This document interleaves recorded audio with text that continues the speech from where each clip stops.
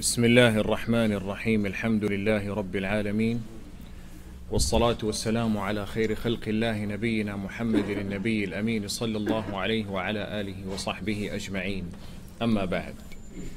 Tonight's lecture inshallah will be about sujood al-sahw, the prostration for the forgetfulness. When you are praying and you forget doing something or you add something in the salat. And in the previous lecture of sujood al-sahw, I said that three things make sujood al-sahw wajib in the salat.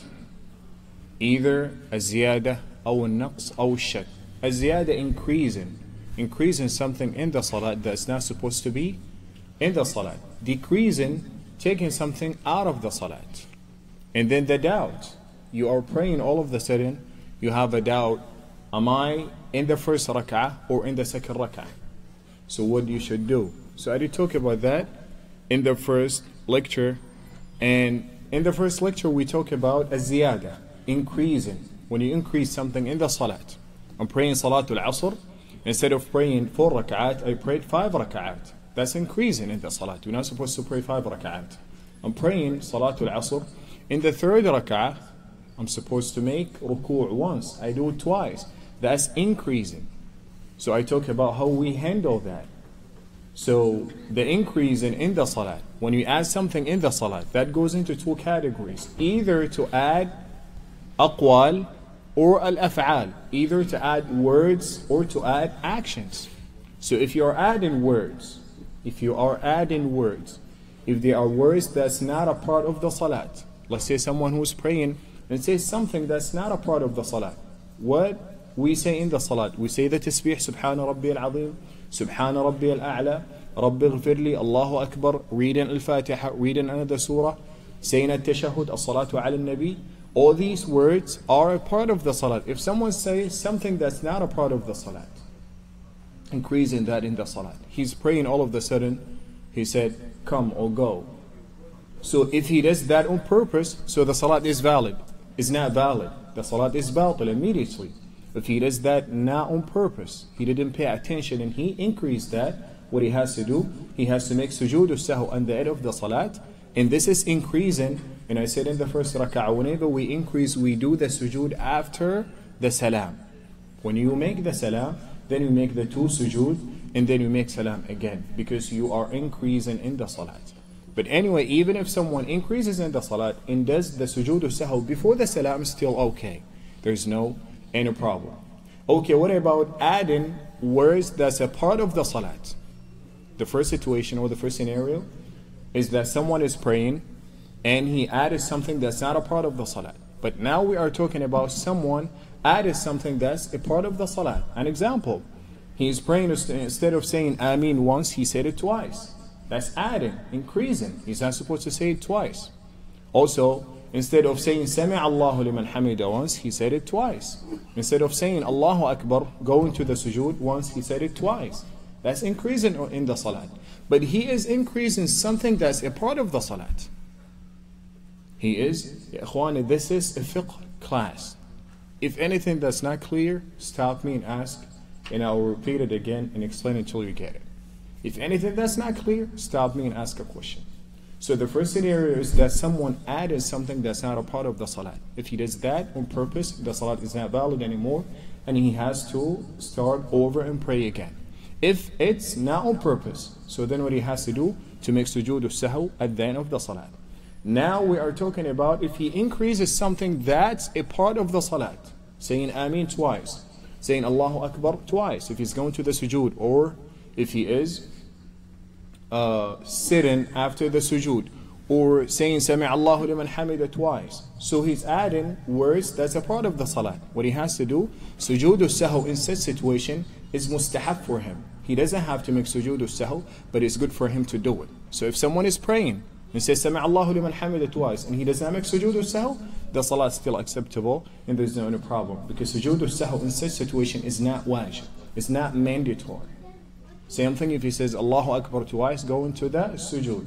If he does not make sujood al-sahw, there's no any problem. There's no any problem. In the second type of increasing is increase in an action, a fi'l. The salat consists of af'al and aqwal, prayers, words, and actions. Standing, sitting, making the sujood, and putting your hands on your chest. All of these are actions. If someone added an action, that's a part of the salat. An example, instead of praying 2 rak'at for Salatul Fajr, he prayed 3. That's adding an action in the salat. What he has to do, he has to make sujood or sahu. If he does that, not on purpose. If someone on purpose praying Salatul Fajr and he does it 3 rak'at on purpose, that salat is not valid, because he's not following the way that the Prophet Muhammad prayed Salatul Fajr. But if someone does it not on purpose, he forgets and then prayed it 3 rak'at, what does he have to do? Make sujood sahu at the end of the salat, and the salat inshallah is acceptable. Now we're talking about adding something that's a part of the salat. Another example, he's praying. Instead of making ruku' once in the first rak'ah, he does the ruku' twice. So what he has to do? Make sujood sahu, because he's adding something that's a part of the salah, and it's an action, it's a fi'l. So what about adding something, adding a fi'l, an action that's not a part of the salat? We're not talking about words, we're talking about action, fi'l, that's not a part of the salat. Something that's not a part of the salat, moving. He's praying, he moved to the next line, touch his hat, put his hand in his pocket. All of these actions are not a part of the salat, because the salat does not consist, is not a part of the salat to put your hand in your pocket, or to fix your hat, or to move, or to do anything that's not designed in that way that we pray. So such actions, when you do them, the harakah, the fi'l in the salat in general,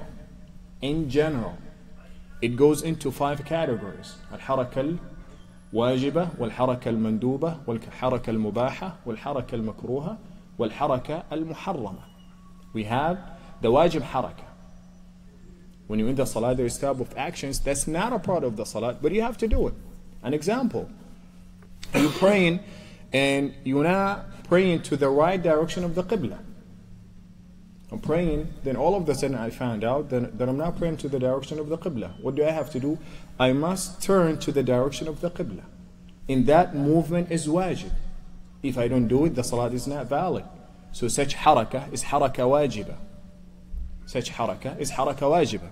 Another example, I'm praying and I have my jacket on. The jacket does have najasa on it. There's urine, for example. There's bowl, urine in the jacket. So I have to take it off, because I have najasa on the jacket. So if I take it off, that's movement, that's harakah, is wajib. I have to do it. If I keep on praying with the najasa on me, knowing that, my salat is not valid. My salat is not valid. Then we have al-harakatul mustahabba, al-harakat al-manduba, an action in the salat that you are recommended to do it. It's mustahab, it's good for you to do it. I'm praying and there is a gap in front of me in the line that's in front of me. So I move and fill up that gap. So that's harakah mustahabba. And also, so this is al-harakat al-mustahabba. And then we have al-harakah al-mubaha. Al-harakah al-mubaha. That's permissible for you to do it. Something not too much and there is necessity for doing it. I'm doing something that's not too much in the salat, but there is necessity for doing that. For example, my cheeks are itchy and I have to scratch it because I'm not having khushu' in the salat. So this is something that's not too much and that's not going to invalidate my salat. And then we have al-harakatul makruha, the harakah that's not recommended to do. If you're making any harakah, that's not too much, but there's no any necessity for it. An example, fixing your hat. There's no any need for doing such action, but it's something that's not too much, so it does not invalidate the salat. And then we have al-harakatul muharrama, doing an action that invalidates the salat. Someone who is touching his head multiple times for no reason, without any necessity. He keeps doing that in every single rak'ah. Such action invalidate the salat. It makes the salat not acceptable anymore, because he's doing something that he's not supposed to do and it's too much. So this is the summary of the first lecture. Tonight, inshallah, we are going to talk about an-naqs. An-naqs, decreasing. I'm praying, I decrease something from the salat. I trim something from the salat. Something that's a part of the salat, I take it out. what do I have to do? And how should I fix the salat, and how should I fix such mistake? So موسى بن أحمد بن موسى أبو النجا.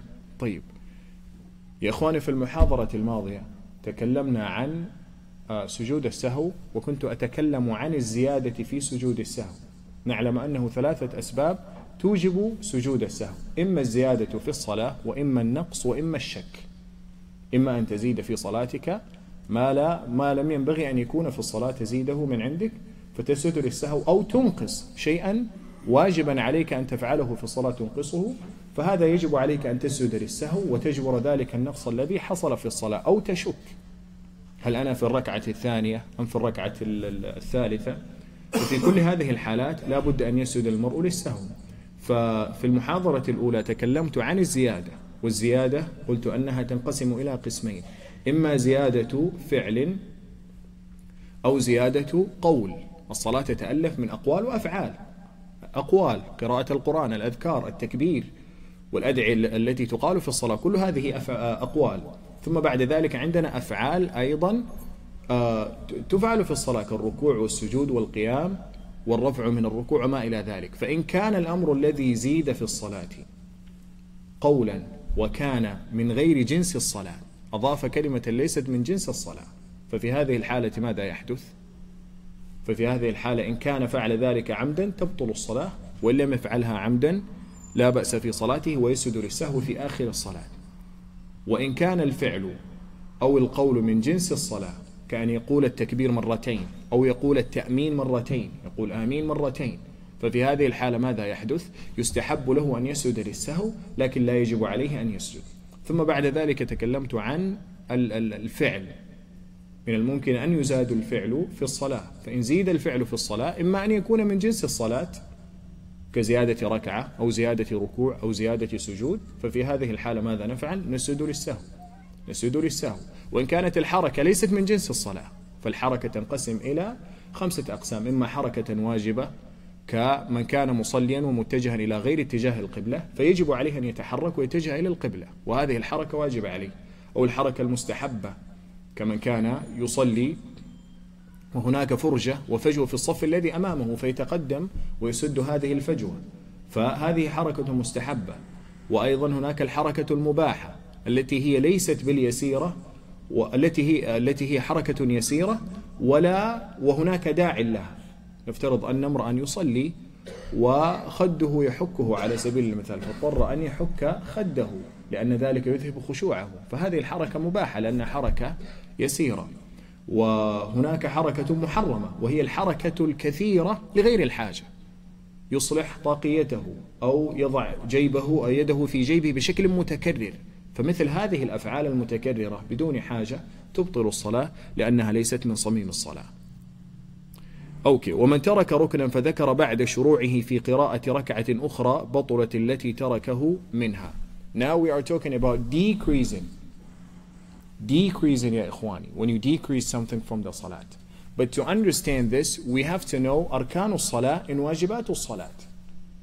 We must understand أركان الصلاة and واجبات الصلاة. We all pray, right? Who can tell us what أركان الصلاة, what are the pillars of the salat? When you are praying, we have things that are pillars. If you miss them, the salat is not valid. And we have things that are wajib, and we have things that are sunnah. Missing them does not invalidate the salat. We must be aware of this. Yes. تكبيرة الإحرام, قراءة الفاتحة, الركوع, السجود, التشهد الأخير, والسلام. ما شاء الله. We have 14 of them. We all pray يا إخواني. We don't know the pillars of the salat. ما نعرف أركان الصلاة يا إخواني. Nobody knows them? No. القيام بعد الركوع, ممتاز. Yes. الطمأنينة والاعتدال والترتيل. Yes. Say it again. Wudu is a shart, is a condition, meaning that if you don't have it, no way for your salat to be acceptable. But the rukn, you can miss it and you can fix it, and I'm going to explain how you fix it if you miss it. So it's a good try, but That's considered as a condition. You have to have tahara, you have to have purification to pray. No tahara, no salat. So, arkan al-salah, we have 14 of them, ikhwani. The first rukun is an-niyyah. If there's no niyyah, the salat is not acceptable. You have to make the niyyah, you're praying for the sake of Allah subhanahu wa ta'ala, and you don't utter the niyyah. You just have it in your heart. You don't pronounce it, you don't say it. Keep it in your heart. And niyyah. Then takbiratul ihram. When we say takbiratul ihram, we are talking about the first takbirah. We have many takbirat throughout the salat. But the first one is rukn. The first takbirah, ya ikhwani, is rukn. Meaning that if someone forgets saying Allahu Akbar in the first time he started the salat, and he just starts saying Alhamdulillahi Rabbil Alameen, and he keeps on going till he finishes the salat, that salat is not acceptable, because he has missed one of the rukun, arkan of the salah, which is at-tahrima, takbiratul ihram. So takbiratul ihram is a pillar. Okay, after takbiratul ihram, al-qiyamu fi salat al-fardi ma'a al-qudra. What does that mean? Praying standing in the obligatory salat. This is one of the things that a lot of people do not know. The obligatory salat, Fajr, Dhuhr, Maghrib, Fajr, Dhuhr, Asr, Maghrib, Isha. One of these 5 salawat, when you pray them, you have to pray them standing. You have to pray them standing, as long as you can pray standing. If someone is ill, can pray sitting, no problem. But in the nafil, the salat that's not obligatory, like the 2 rak'at we pray after Isha, the 4 rak'at we pray before Dhuhr, rak'atay al-Fajr, the 2 rak'at we pray before Salatul Fajr, you can pray them sitting, even if you can pray standing. There's no problem. But the Prophet Muhammad ﷺ said in Sahih Imam Muslim, Salatul Qa'idi nisfu salat. Meaning that the person who's praying sitting, his salat is half of the person who's praying standing. Meaning that he's going to get the half of the reward. So you are highly recommended to pray even the nafilah standing. But if someone prays the nafilah, the salat that's not obligatory sitting, that salat is acceptable. There's no any problem. But the ajr is decreased to half. It's decreased to a half. And then qira'atul fatiha fi kulli rak'ah. We have to read Surah Al-Fatiha in every single rak'ah. That's a pillar. If you miss that, so the salat is not valid. You have to fix missing the pillar. And I'm going to talk about how we fix this problem if we miss a pillar in the salat. And then after that, we have a ruku'. A ruku' is a pillar. And then standing from the ruku'. You have to stand from the ruku'. If someone is in the ruku' and he goes straight to the sujood, so he has missed a pillar, which is standing after the ruku'. And then we have the sujood. The sujood is a pillar. And then sitting in between the 2 sujood. We have 2 sujood in every rak'ah, and we have a sit down in between the 2 sujood. So sitting down in between the 2 sujood is a pillar also. And then we have at-tashahhud al-akhir. At-tashahhud al-akhir, the last rak'ah, we sit and say at-tashahhud. So that's a pillar. And also sitting for the tashahhud, that's a pillar. And then we have reading as-salatu ala nabi in the last rak'ah, that's a pillar. Sitting, you mean sitting in the 7 al-sab'ah? Sitting in the last rak'ah, you pray in Salatul Isha, right? In the last rak'ah, you have to sit, say at-tashahhud, then say as-salatu ala nabi, and you make the salam. So the sitting after the second sujood in the 4th rak'ah, when you make the sujood, and then you sit down. So that's the sitting I'm talking about. Alright? So that sitting is a pillar. And then in that sitting, you have to say at-tashahhud, and that's a pillar, and saying as-salatu ala nabi, and also that's a pillar. And then we have as-salam, making the salam, that's a pillar also. And after that, at-tartib, the order, meaning that you pray in order. All of these pillars to be in order. Standing, reading, then making the ruku', standing from the ruku', going to the sujood, sitting between the sujood, making the second sujood, and standing for the second rak'ah, in doing so in order. If someone prays after reading Al-Fatiha, he goes for the sujood, and after making the sujood, he stand up and make the ruku', and after making the ruku', he sit down and saying, claiming that I'm doing all of the things that part of the salat. That's not acceptable, because he's not doing it in the same order that the Prophet Muhammad prayed. So it has to be in order. Then the last pillar, which is very, very important, and a lot of us miss it when we pray alone, which is at-tuma'nina, tranquility, tuma'nina, praying peacefully, being khashi', understanding what you're saying in the salat, feeling that you are praying to your Lord, feeling the greatness of the moments, You are praying to Allah subhanahu wa ta'ala. A lot of us miss this, especially when we pray alone. Especially when we pray alone. We just pray fast and we don't feel that we are praying. We just want to finish the salat. So this is a pillar because of the hadith al-musi'u fi salatih. A man during the time of the Prophet Muhammad sallallahu alaihi wasallam prayed. And he came to the Prophet Muhammad sallallahu alaihi wasallam and he told him, "Irji' fasalli fa innaka lam tusalli." Go back and pray. You did not pray. He was praying so fast. That's not a salat. That's not acceptable. So we must have tuma'nina. After the pillars, we have wajibat. We have wajibat. So the wajibat, number one is جميع التكبيرات ما عدا تكبيرة الإحرام. All other takbirat, excluding takbiratul ihram, is wajib. What is the difference between the rukun and the wajib? The rukun, if you miss it, you have to fix it. But the wajib, if you miss it in the salat, what you have to do, just make salat sujood al-sahw, and you do not have to make it up. Sujood al-sahw make up the missing of the wajib. But the rukun, no, you have to do it again and make sujood al-sahw. So that's the difference between the rukun and the wajibat. Is this clear, ikhwani?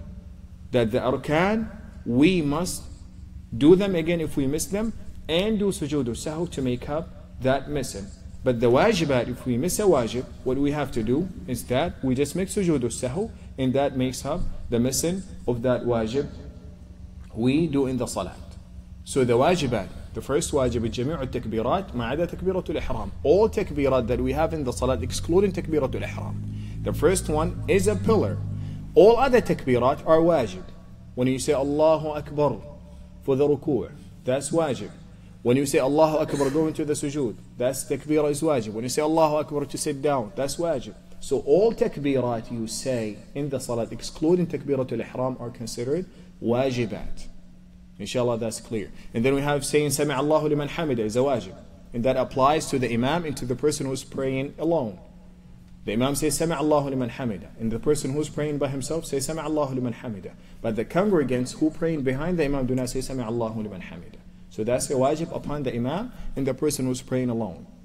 And then we have saying Rabbana wa lakal hamd, and that applies to everybody, the imam, the person who's praying alone, and also the congregants, al-ma'mumin, who are praying behind the imam. So that's a wajib. Then saying Subhana Rabbi al-Azim in the ruku', that's a wajib. Saying Subhana Rabbi al-A'la in the sujood, that's a wajib. Saying Rabbi ghfirli when you sit in between the two sajdat, that's also wajib. And then sitting for at-tashahhud al-awwal. If we pray in Salatul Isha, in the second rak'ah we sit and say at-tashahhud, that's at-tashahhud al-awwal. So that sitting in the second rak'ah, that's a wajib. And saying at-tashahhud also is a wajib. But in the last rak'ah, let's take, for example, Salatul Isha. In the second rak'ah in Salatul Isha, you sit and say at-tashahhud. So that sitting and saying the tashahhud in the second rak'ah is wajib. But sitting and saying the tashahhud in the fourth rak'ah, in the last rak'ah, is a rukun. It's clear, inshallah. It's rukun. So the difference between the rukun and the wajib is that the rukun, if we miss it, we have to do it again and make sujood al-sahw. But the wajib, if we miss it, we don't have to do it again. We just do sujood al-sahw, and that makes up the missing of that wajib we did in the salat. And whatever is beyond that, I'm coming to that. That's the sunnah. Yes. About praying standing for the salat. Mm-hmm. For example, sometimes when we're on the road like for a couple hours and the sun is setting down, there is no exit, or even if there's exit, it's like dark. Pray in the car. I mean, is it possible to pray in the car, or the place might be like unfamiliar? You can just go out and then pray. Wallahi, you can go to any restaurant and pray. You can order something and pray. They're not outside or inside the restaurant. So if you pray in your car, it's not acceptable? No, it's not acceptable because you're not fearing to be killed. Except if you're fearing you're in an area, if you get out, you're going to be killed. So then you cannot pray standing, you can pray sitting. But If he's sitting in his car in the highway and there is no... But if you have a truck and you can stand in the car, so then you have to pray standing. But what I'm saying is that, let's say I'm driving an area that I know for sure if I get out to pray, I'm going to be killed. So in such situation, I don't have to risk my life and get out. And my situation is like this: a person who is sick and cannot pray standing, so I pray sitting. There's no problem. But in the States, usually there's no problem. You can park anywhere, not anywhere, but usually in the stations, you can park and pray, except if you are not sure about the area. If they are, they don't like Muslims, if there is, so in such situation, there's no problem. Stay in the car and pray sitting. But usually, I've been driving in the States in many cases, many times. I get out and go to the station, make wudu, and pray in the grass. Nothing happened to me.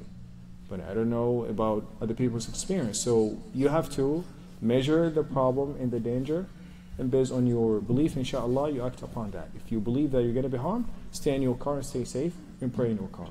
There's no problem, inshallah. So we are talking about the arkan and the wajibat. What's beyond that is considered sunnah. Anything we did not talk about, I did not mention, so it's considered sunnah. Number one, who can tell us something that I did not mention and we do it in the salat? So it's sunnah. Yes. قراءة سورة بعد الفاتحة. Let's take it one by one. So reading a surah after, mashallah, tabarakallah. You have a lot of knowledge. So next class you should be the speaker, inshallah. Barakallah feek, jazakallah khair. So reading a surah after Surah Al-Fatiha, that's sunnah. If someone misses reading a surah after Al-Fatiha, even in the salawatul jahriyah, the salawat that we pray out loud, the salah is still acceptable. If you just pray, read Surah Al-Fatiha, and after reading Surah Al-Fatiha, make sujood, the salah is acceptable. Because reading a surah after Al-Fatiha, sunnah, is not wajib. When we say sunnah, we're not saying that don't do it. Please do it. The sunnah is to be practiced, not to be abandoned. Because a lot of people, when they hear sunnah, they just don't do it. So this is not the purpose of explaining the sunnah, explaining what's obligatory and what's not obligatory. The purpose is just to make it easy and to realize and to act upon knowledge in your salat. But you highly recommend it to do the sunnah. So reading a surah after Al-Fatiha is sunnah. What else?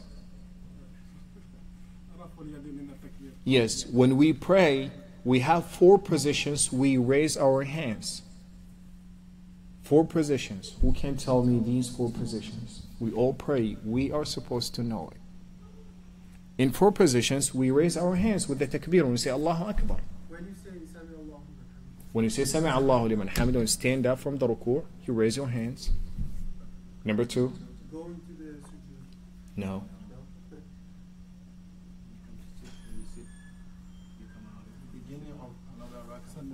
No. When you make takbiratul ihram, the first takbirah, when you go for the ruku', so let's take it in order. When you make takbiratul ihram, this is one, the first takbirah. When you say Allahu Akbar to go for the ruku', when you are standing from the ruku', when you say Sami Allahu liman hamidah, and the 4th one is when you in the 2nd rak'ah, after making tashahhud, going up to the 3rd rak'ah. I bring in the 3rd rak'ah.